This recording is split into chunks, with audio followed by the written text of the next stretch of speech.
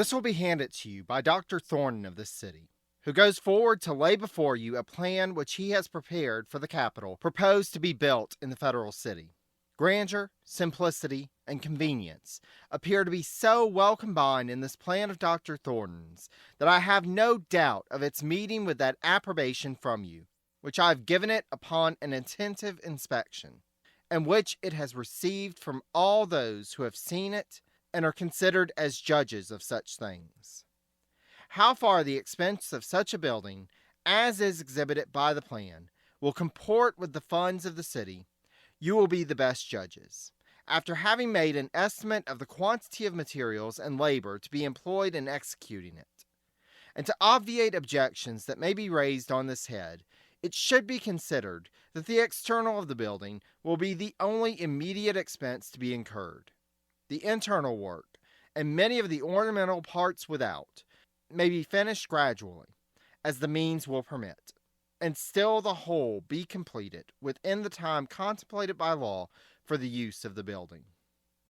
As Washington entered his second term, the federal capital being constructed along the banks of the Potomac River was still mostly just visions drafted on paper. When he wrote this letter to the commissioners for the District of Columbia on March 3, 1793, the construction on the Capitol building was over half a year behind that of the President's house. The design for that building had been selected by Washington himself in Georgetown on July 17th of the previous year, with the winning architect, James Hoban, being chosen by the commissioners to serve as general supervisor of the construction effort. Hoban had wrapped up his business affairs in his home city of Charleston, South Carolina, and uprooted himself to the federal district. The cornerstone of the President's house was laid in October, and work began to prepare the site for construction while Hoban incorporated into his plans changes requested by Washington. However, before construction could begin, they would need to secure supplies with which to build both major structures.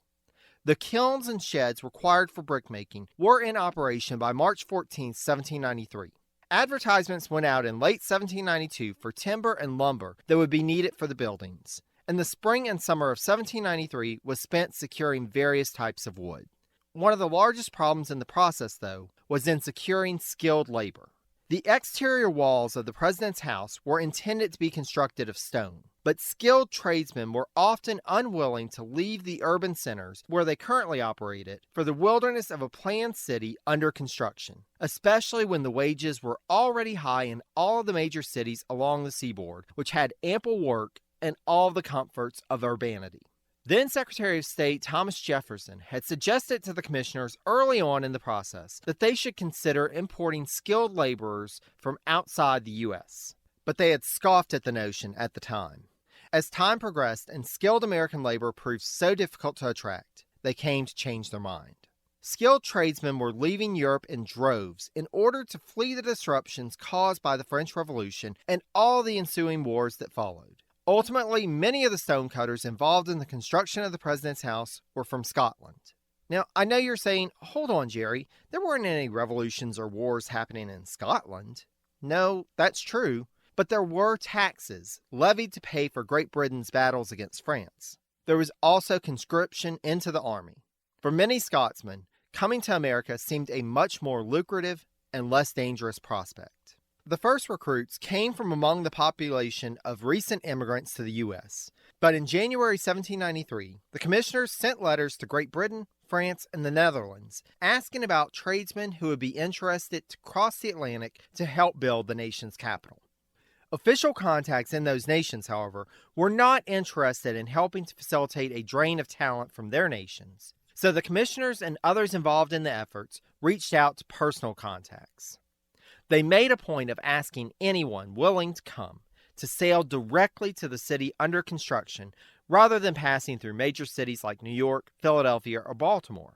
They didn't want any of their tradesmen to be lured off to jobs in those more desirable locales. Slowly but surely, the workforce came together. Not all of those who worked on the construction of the federal city were compensated for their labor, however. Beginning in the autumn of 1791, enslaved individuals were hired from their slave masters to work on the President's house and the Capitol.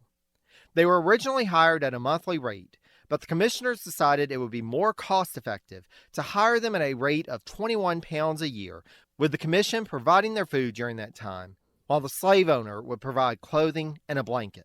Beyond general manual labor, some of the enslaved people were trained by the master stonemasons, quote, to cut the rough foundation stones needed for construction. While they were allowed to do some basic stonework, the Scottish stonecutters that were imported for the project refused to have people of color as apprentices, and thus those individuals were shut out of learning more advanced stone-cutting techniques and skills. They were allowed to serve as apprentices in other parts of the operation until 1799. While we do have some records about the enslaved workers, other payment records that would have helped us to know exactly how many individuals worked on the construction projects have been lost to history. What we do know is that two issues that would be prominent in American public discourse moving forward, namely slavery and immigration, would be key to the construction of the nation's capital. Coming up on 5 Minute News, I'm Anthony Davis. You might think it's partisan because maybe it's critical of one side or the other, but it's not. It's just the truth. And I think that's also something that's kind of unusual for Americans listening to the radio or to podcasts, because the news landscape in the States has been so partisan for so many decades. So 5 Minute News is verified, truthful, independent, unbiased, and essential world news daily.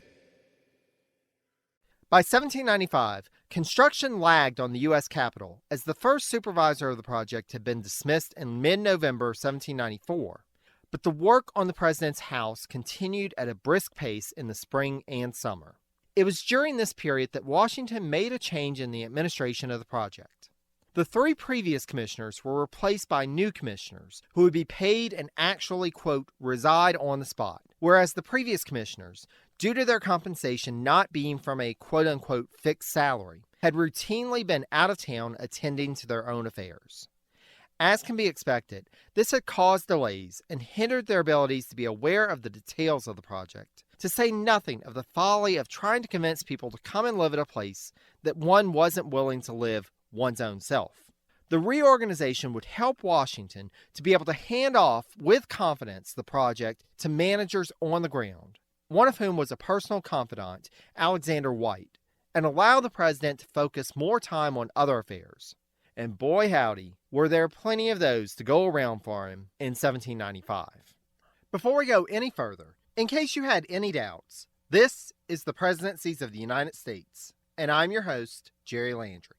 When last we left off, the Jay Treaty had just been conditionally ratified by the Senate. However, this condition, the renegotiation of Article 12 of the treaty, left Washington wondering how he should proceed, as the Constitution only provided that the President, quote, shall have power by and with the advice and consent of the Senate to make treaties, provided 2/3 of the senators present concur. Would he have to submit the entire final treaty to the Senate, just the new article? Or would their approval in the special session suffice without any further Senate approval being needed? Would he have to work with the Senate to craft new language for Article 12, or could he proceed on his own? At the urging of Secretary of State Edmund Randolph, Washington hem-hawed around until the Senate adjourned so as to secure the exclusive power of the executive to renegotiate new language for the article. There was, however, the first question to be answered, and thus Washington sent a memo to all of the cabinet members on June 29th asking for written opinions. Before anyone could reply, though, a couple of other major events happened on the same day, beginning with a letter from John Jay. The Chief Justice and Special Envoy to Britain arrived back in New York City on May 28th to a, quote, vast multitude who escorted him to his home, quote, with frequent cheers and every possible demonstration of joy and respect. Bells across the city were rung in his honor at 6 that evening, quote, and at 7, a federal salute was fired from the battery, which was returned from the fort on Governor's Island. Now, these cheers were not just for the successful conclusion of his diplomatic mission. Rather, they were to celebrate the return of the man who looked like he would be the next governor of the state of New York. Jay had been put forward as governor back in 1792, but lost in a close race against incumbent governor George Clinton, amid charges from Federalists that voting irregularities and decisions made by pro-Clinton election canvassers had stolen the election from Jay. The 1792 election ensured that the Democratic Republicans would put forward a new candidate in 1795, Robert Yates, while the Federalists stuck with Jay. As Jay was arriving in New York in late May, the first results were being printed in newspapers, with Jay ultimately winning by over 1,000 votes. Though Jay had retained his position as Chief Justice while serving as Special Envoy, he knew that there was no way he could retain the position on the Supreme Court while leading the executive branch of New York. The prospect of leaving the court left Jay with mixed feelings, as he admitted in a letter to Egbert Benson, with Jay writing, quote, "God only knows whether my removal from the bench to my present station will conduce to my comfort or not." However, he was resigned to the move. Quote, "The die is cast, and nothing remains for me to consider but how to fulfill in the best manner the duties incumbent on me as governor, without any regard to personal consequences." Thus, he wrote a short letter to Washington on June 29th, resigning as Chief Justice, and assuring him that, quote, "I cannot quit the position without again expressing to you my acknowledgement for the honor you conferred upon me by that appointment, and for the repeated marks of confidence and attention for which I am indebted to you." A biographer of Jay, Richard B. Morris, provided the following summation of Jay's tenure as the first Chief Justice. Quote, "He was active neither as a court reformer nor as an expositor of technical branches of law. Indeed, some of his controversial opinions carried scant legal research to bolster them. Instead, he is remembered as a creative statesman and activist Chief Justice whose concepts of the broad purposes of the Constitution were to be upheld and spelled out with vigor by John Marshall. In bringing the states into subordination to the federal government, in securing from the states and the people reluctant recognition of the supremacy of treaties, and in laying the foundation for the later exercise by the Supreme Court of the power to declare acts of Congress unconstitutional, Jay gave bold directions to the new constitutional regime. While his tenure on the court could be summed up upon his resignation, Jay's impact as a diplomat was still up for debate, especially as, on the same day that Washington was asking for the opinions of his cabinet members about how to proceed with the treaty, and that Jay was resigning as Chief Justice, the details of the treaty that the incoming governor of New York had negotiated were being revealed to the public for the first time. As noted in the last episode, Benjamin Franklin Bosch had obtained a copy of the treaty and, on June 29th, published an abstract of it, following up on July 1st with a pamphlet printing the entire treaty for the public to read. The response was much as Washington and Randolph had feared, and the attacks against Jay got personal very quick. As noted by Jay biographer Walter Starr, quote, "For about 6 weeks, on almost every day of the week, there was a protest against Jay and his treaty in some city or town. In Charleston, South Carolina, the citizens celebrated Bastille Day by dragging the Union Jack through the mud and then burning it in front of the home of the British consul. In New York City, when Alexander Hamilton tried to defend the treaty at a public meeting, he was hit by a stone and then retreated, saying he could not respond to such arguments. Newspapers were filled with articles and parodies, prose and poetry denouncing Jay. One poem in particular expresses the sentiment against Jay. It goes as follows, quote, "May it please your highness, I, John Jay, have traveled all this mighty way, to inquire if you, good lord, will please to suffer me, while on my knees, to show all others I surpass in love by kissing of your..." I think you get the point. The takeaway from this is that public sentiment was inflamed, and the opposition, which had for the greater part of 1794 had reason to align with the administration and make little noise, now had an issue on which it could hang its hat. Why had 1794 been so peaceful while the debate on the Jay Treaty would reignite the growing factional divide? Well, let's look at the issues of 1794. Much of what the administration dealt with that year, the Whiskey Rebellion, the Transcontinental Republic, the Northwest Indian War, had been, at least in a very simplistic fashion, about a certain group rebelling against the government of the United States. As noted by historian Jeffrey Paisley, even the Democratic-Republican leaders were not willing to go that far, so long as they felt that there were means within the established system to seek redress for grievances. An instance of this that we've already seen was Thomas Jefferson being unwilling to go as far or as radical as Philip Freneau during the Genet Affair. In the instance of the Whiskey Rebellion, even Benjamin Franklin Bosch called in his newspaper for moderation, for, as he noted, quote, "In this country, we have fortunately no yoke to shake off. We have neither the king's power to fear, nor the oppression of an hereditary aristocracy." The Jay Treaty, though, was something different. Here was a treaty devised and signed in secret, then ratified by the Senate in secret. This was just the thing to get the old partisan juices a-flowing. Meanwhile, the administration was still trying to figure out how to respond to this conditional ratification.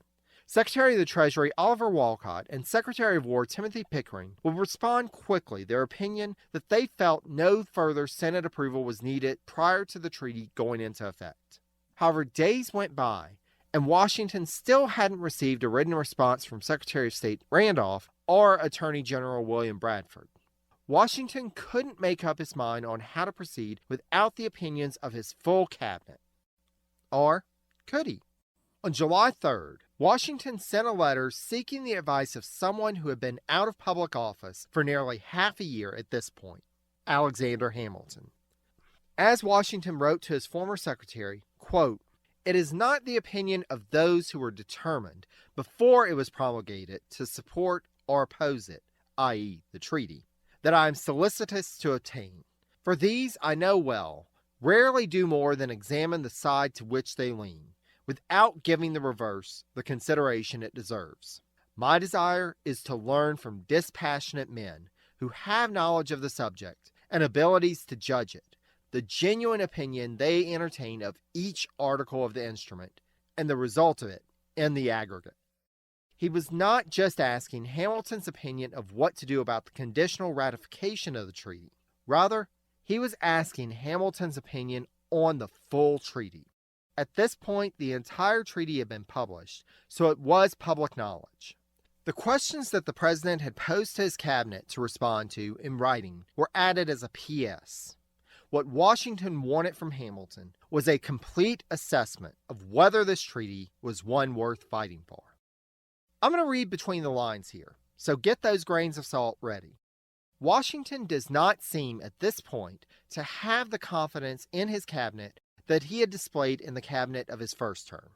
Only one member of that cabinet remained, Edmund Randolph, and though they worked together closely, and Washington could likely surmise his response to the questions posed, he felt he needed another opinion. Dare I say it, a more expert opinion, or, at the very least, an opinion from someone that he trusted. In his first cabinet, he had Hamilton and Knox, who he had commanded in the Revolutionary War, and fellow Virginians Jefferson and Randolph, who, even if he hadn't known them that well previously, he could at least relate to, due to their familiarity with Virginia society. In this new cabinet, besides Randolph, he had Pickering and Wolcott, who he was familiar with due to their prior connections with the administration, but with neither had he developed a close relationship. Bradford, meanwhile, had been a geographically convenient addition, being from Pennsylvania, but likely due both to the nature of the attorney generalship as well as their personal proclivities. Despite having been on the job for a year and a half at this point, it doesn't seem from my research like Washington and Bradford had developed more than a cordial working relationship. He was not working with the dream team anymore, and Washington knew it. If he was to proceed on the wisest course, then he needed the advice of someone he could trust. Little did he know of Hamilton's prior work on the treaty ratification up to that point. At least from my research, I can find no evidence that Washington was aware of Hamilton's communications with Rufus King and possible knowledge of the specifics of the treaty prior to its release to the public. Hamilton, as likely Washington anticipated he would, jumped at the opportunity to deliver a well-articulated and thorough critique of the Jay Treaty. He sent his analysis in what was described by Ron Chernow as, quote, 3 thick chunks on July 9th, 10th, and 11th. Overall, he approved of the treaty, though he did contest Article 12 and expressed his concern over Article 18. However, his final opinion was that, quote, with peace, the force of circumstances will enable us to make our way sufficiently fast in trade. War at this time would give a serious wound to our growth and prosperity. In this analysis, we can see the demarcation lines that will define the Federalists and the Democratic Republicans moving forward. As Hamilton writes, quote, we are in a deplorable situation if we cannot secure peace and promote our own interests by means which not only do not derogate from our faith, but which leave the same advantages to France as to other powers with whom we form treaties. While Hamilton was defining the Federalist arguments for the treaty and working to get support for it in the administration, the Democratic Republicans were moving into a new phase of their campaign against it. Now, one point to note here is the novelty of what the opposition was getting set to do. As noted by Paisley, quote, while everyone understood the concept of organizing an election campaign to remove an obnoxious official, especially on a local level, doing it to influence policy was less familiar, and not even the most ardent Democrats in Philadelphia were ready to try it nationally right away. They had spent the first part of the year trying to craft an argument without knowing the specifics of the treaty and working to determine exactly who the intended audience was. Was there still hope that either the Senate or President Washington could be influenced? Or would they have to go to the people? They at least had the tools in place. In June 1795, a new daily newspaper called the Argus was founded in New York to serve as the Democratic-Republican paper for that city. In fact, it boldly proclaimed itself as such in its editorial mission statement, a move that even Bosch and the Aurora hadn't taken initially, though it was quite apparent to those who read it. The Argus and the Aurora, along with other party newspapers across the nation, would give voice to Democratic-Republican ideas and arguments. They had learned from the experience of the National Gazette. The vision for that paper had been a newspaper distributed nationwide and financially dependent on subscribers, but the infrastructure was not in place to support such a paper just yet. However, a local network of newspapers which exchanged and reprinted articles while also including local content and financially supporting themselves through advertising sales, local subscriptions, and print jobs on the side was doable. So it was that such a network was created in 1794 and the first part of 1795 and was in place when the text of Jay's treaty was made public. They also had their arguments locked down. As stated last episode, it was not just that they rejected the specific articles of the treaty, which, of course, they had no way of knowing about until June. The argument became a systematic rejection of any treaty with Britain, as such a treaty would give support and approbation to monarchy, or so the opposition argument started to run. This wasn't just a fight against the treaty. This was part of a larger war of democracy versus monarchy. This was a political crusade. For his part, Benjamin Franklin Bosch was not content with just publishing and distributing copies of the treaty around Philadelphia. He decided to take the show on the road. Recruiting the assistance of his wife Margaret and a colleague to keep his newspaper running, Bosch set off traveling north up the eastern seaboard to distribute copies of the pamphlet he had printed, while an associate headed south with more copies. The timing of all this did not help matters for the administration. The 4th of July was a big holiday even back then, with celebrations planned across the nation. A patriotic holiday with crowds gathering with likely much inebriation involved.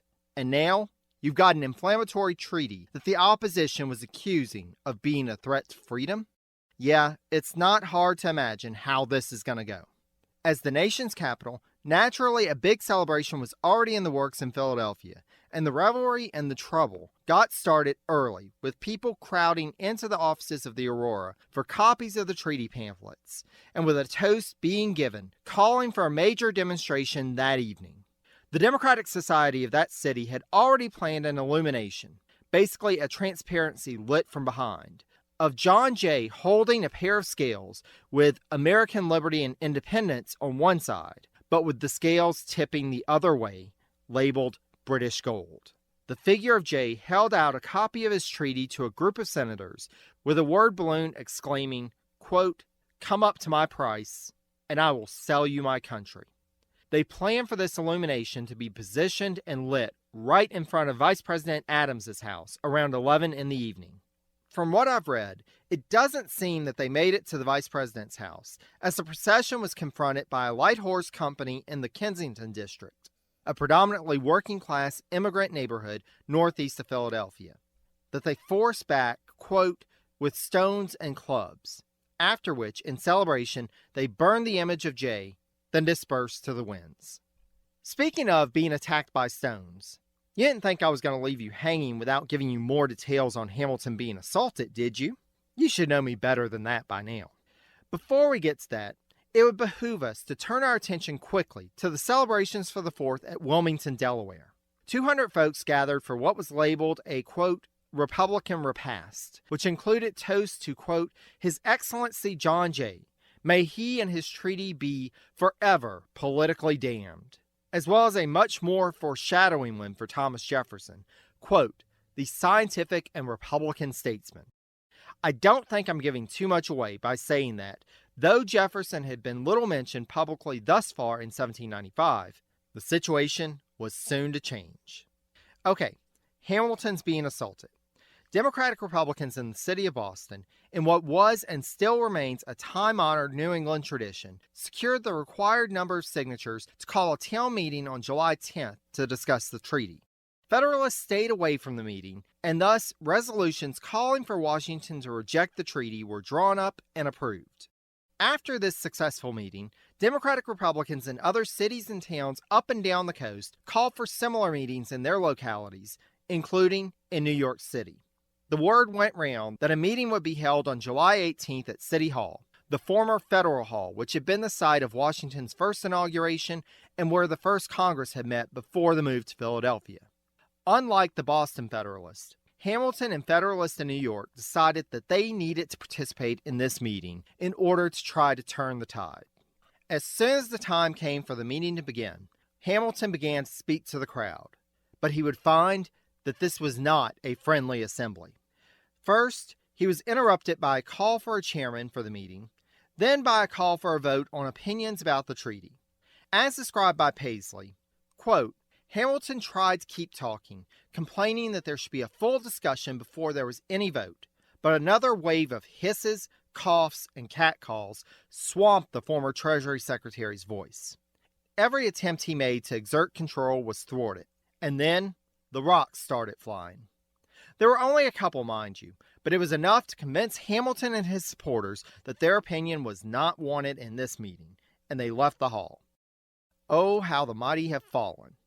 But that wasn't all of the ignominy that Hamilton would face that day. In the streets, he would end up in a shouting match with a group of Democratic Republicans and end up issuing not one, but 2 challenges to duel. Thankfully, neither of these would end up in an actual duel. But those of you who know anything about Hamilton know he should probably avoid duels. With his in-person appeal to the people of New York failing spectacularly, Hamilton turned to another medium in an attempt to convince his fellow citizens, the printed word. He planned an effort like the Federalist Papers to counter Democratic-Republican arguments against the treaty and pulled in Rufus King as a collaborator. Governor Jay was consulted on the effort, but did not contribute his pen to the series of essays. As Vice President Adams would note in a letter to his wife Abigail a few months later, quote, Jay was to have written a concluding peroration, but being always a little lazy, and perhaps concluding upon the whole that it might be most politic to keep his name out of it, and perhaps finding that the work was already well done, he neglected it. The work that would come to be known as the defense would be largely Hamilton's doing. As noted by Hamilton biographer Ron Chernow, quote, over a period of nearly 6 months, he, Hamilton, published 28 glittering essays, strengthening his claim as arguably the foremost political pamphleteer in American history. As with the Federalist Papers, the defense spilled out at a torrid pace. sometimes 2 or 3 essays per week. In all, Hamilton poured forth nearly 100,000 words, even as he kept up a full-time legal practice. But what of the administration? How are they responding to all of this? Well, Secretary of State Randolph fell ill with, quote, a slight indisposition at the beginning of July, which kept him at home for a couple of days. But he finally managed to send Washington a letter on the 7th, asking to be appointed to the Supreme Court. Wait, what? Randolph biographer John Reardon agrees with me in speculating that the president did a double take while he was reading this letter. Wasn't Randolph supposed to be working on a written opinion on what to do about the Jay Treaty? A written opinion that Randolph himself had suggested that Washington request from his cabinet? What was this mess? Seriously though, Randolph wrote Washington a private letter containing another letter that has not been found, but which seems to suggest Randolph as a replacement for John Jay as Chief Justice of the Supreme Court. Though Randolph claimed that he had asked other folks to not speak of the matter to Washington, here Randolph was sending Washington the letter. Why? Well, he starts out by stating that as he knows that Washington is likely to retire at the end of his term, he didn't want to serve under another president. Past the flattery, we get a more likely reason.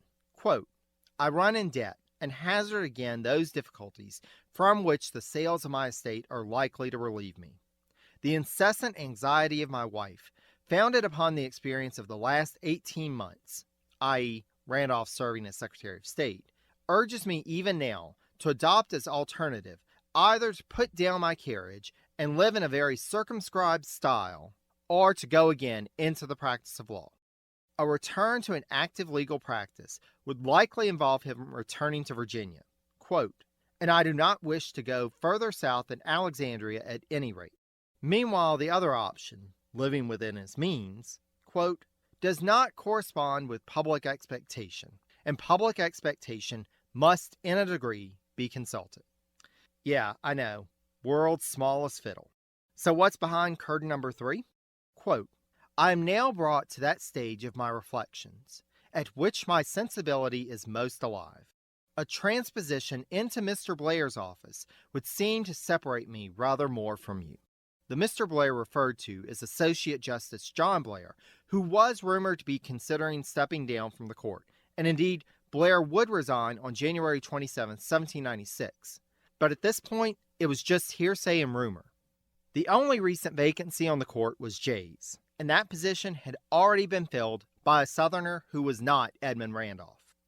John Rutledge of South Carolina had been a delegate to the Stamp Act Congress and the Continental Congresses, as well as serving as governor of South Carolina before his appointment to the court as an Associate Justice in September 1789.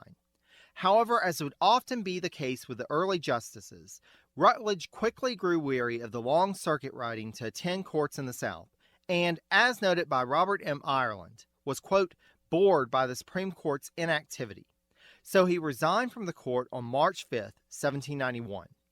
Upon hearing of Jay's election as governor of New York, and assuming that would mean that a vacancy was coming soon, Rutledge wrote to Washington on June 12, 1795, assuring him that, quote, I have no objection to take the place which he, Jay, holds, if you think me as fit as any other person, and have not made choice of one to succeed him.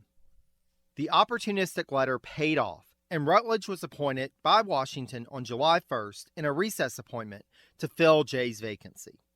This was only the second recess appointment in Supreme Court history, the first having been to replace Rutledge on the court, but as was stipulated in the Constitution, Washington would have to submit the nomination to the Senate when it was back in session for confirmation. We will be returning to the second Chief Justice at some point, but for now, the important point is that the second Secretary of State is indicating that he's ready to make his exit from the administration. Great. Fantastic. The news just got better for Washington as word started filtering over to the U.S. in late June, early July, that the British government had issued a new order in council to its Navy to seize ships carrying food to France, and that American ships had been among those already seized. This compounded the problem for Washington on what to do with a treaty that he wasn't really thrilled with and that citizens were complaining about. Finally, on July 12th, After Washington sent along Hamilton's analysis of the treaty, Randolph provided Washington with his written opinion on the treaty. He concluded that the treaty could be ratified without resubmitting a new version of Article 12 to the Senate, and that Washington could go ahead and sign the treaty without that revision being in place. However, the question was whether Washington should sign it. Randolph went through the pros and cons of the matter and finally reached the conclusion that Washington could use final ratification of the treaty as leverage to get the order in council revoked. He even laid out what could be said to British Minister to the U.S. George Hammond about the matter. Washington signed off on the plan, and Randolph went to speak to Hammond. Unfortunately, Hammond didn't see matters quite the same as Randolph. He didn't feel that the order in council was an impediment to Washington signing the treaty and wasn't prepared to make any sort of deal. Thus, the matter was at an impasse once more. Washington had made plans to depart from Mount Vernon on July 14th. So he tasked Randolph with drafting a revised Article 12 during his absence, in addition to his usual responsibility for keeping Washington informed of government affairs while he was away.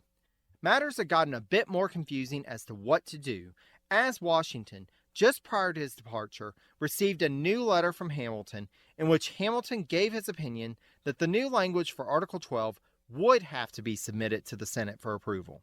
In a hurry to get out of town, Washington sent word to Hamilton and Randolph to work together to determine a course forward.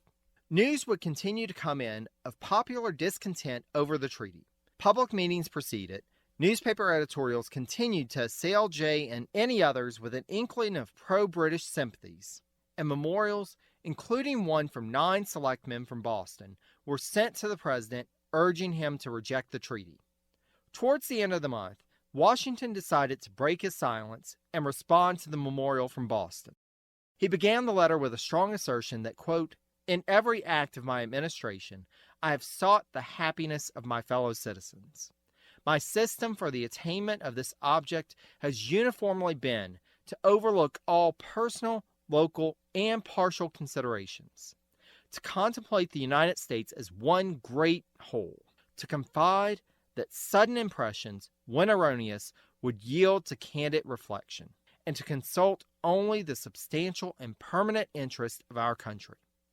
Nor have I departed from this line of conduct on the occasion which has produced the resolutions contained in your letter of the 13th instant." He assures them that he has, quote, "weighed with attention every argument which has at any time been brought into view, but that the ultimate authority to make treaties was his, with, of course, quote, the advice and consent of the Senate." He attempts to convey the level of seriousness and responsibility he feels in this, but asserts that, quote, "I have resolved on the manner of executing the duty now before me," and concludes that, quote, "while I feel the most lively gratitude for the many instances of approbation from my country, I can no otherwise deserve it than by obeying the dictates of my conscience." Basically, the letter can be summed up in 2 words of more modern parlance: back off. While it is understandable that Washington felt that he was caught between a rock and a hard place as far as the treaty was concerned, this response is also rather tone-deaf, and indeed was interpreted by Democratic-Republican commentators shortly thereafter as suggesting, quote, that critics of the treaty were not concerned citizens, but predatory political enemies who were owed no explanations. Washington expresses his frustration at trying to figure out how to handle the situation when he responds on the 27th to a recent letter received from Secretary of War Pickering, which, quote, places the proceedings of the town at Boston in a different point of view than might have been entertained from the resolutions which were sent to me. But, much indeed to be regretted, party disputes are now carried to that length, and truth is so enveloped in mist and false representation that it is extremely difficult to know through what channel to seek it. This difficulty to one who is of no party, and whose sole wish is to pursue with undeviating steps a path which would lead this country to respectability, wealth, and happiness, is exceedingly to be lamented. But such is the turbulence of human passions in party disputes, when victory, more than truth, is the palm contented for that the post of honor is a private station. as much as he wanted to remain in the relative peace and quiet of Mount Vernon. In a letter dated July 31st, Washington received a report from Philadelphia that had him making preparations to head back. It was not from the man he had appointed to keep him apprised of matters, however. It was instead from the Secretary of War, Timothy Pickering. After giving Washington a couple of updates on government matters, Pickering wrote as follows, quote, "On the subject of the treaty, I confess I feel extreme solicitude, and for a special reason which can be communicated to you only in person. I entreat, therefore, that you will return with all convenient speed to the seat of government. In the meantime, for the reason above referred to, I pray you to decide on no important political matter, in whatever form it may be presented to you." As cryptic as it was enough to get Washington on the road. What was this special reason drawing the president back to Philadelphia early? Well, I hope you'll join me to find out next time on an episode I'd like to call A Caesar, a Cromwell, and a Washington, The Betrayals of 1795. Special thanks again to James Early for providing the audio for our intro quote. Source information for this episode can be found at presidencies.blueberry, that's BLUBRRY.com. If you'd like to follow up with me with any questions, comments, or just to say hi, there are numerous ways to reach me.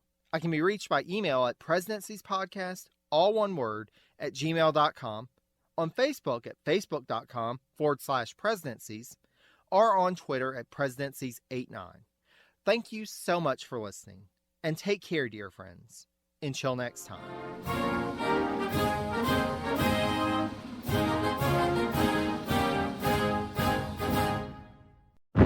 The Battle of Waterloo was one of the most famous turning points in world history. But what happened next? My name's David Montgomery, and I'm the host of The Siècle, a history podcast that tackles exactly that.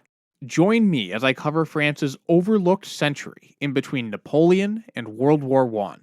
The Siècle, spelled SIECLE, is part of the Evergreen Podcast Network and can be found wherever you get podcasts.